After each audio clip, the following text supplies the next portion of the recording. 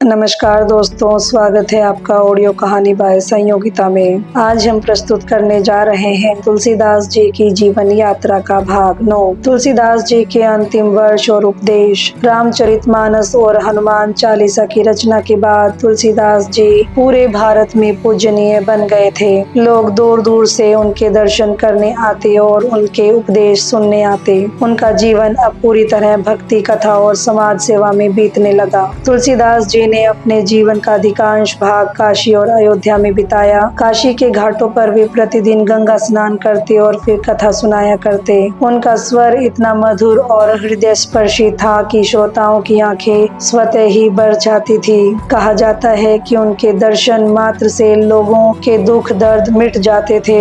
वे कभी स्वयं को महात्मा या संत नहीं कहते, बल्कि केवल राम का दास मानते थे। तुलसीदास जी के उपदेश सरल और सीधे थे। वे कहते थे, मनुष्य का धर्म है सत्य बोलना, परोपकार करना और राम नाम जपना। संसार का हर संबंध क्षणिक है, लेकिन राम का नाम शाश्वत है। जाति पाति धन दौलत से कुछ नहीं होता, केवल भक्ति ही जीवन को सफल बनाती है। उन्होंने यह भी कहा, जो राम को भूल जाता है वह अपने जीवन का सबसे बड़ा धन खो देता है। जीवन के अंतिम वर्षों में तुलसीदास जी ने कई रचनाएं की। उनमें प्रमुख है विनय पत्रिका, कवितावली, गीतावली, कृष्ण गीतावली, जानकी मंगला। इन सब में उनका हृदय भक्ति के रस से झलकता है। कहा जाता है कि सन 1623 में काशी के अस्सी घाट पर तुलसीदास जी का शरीर शांत हुआ। उस समय वे राम नाम का स्मरण कर रहे थे।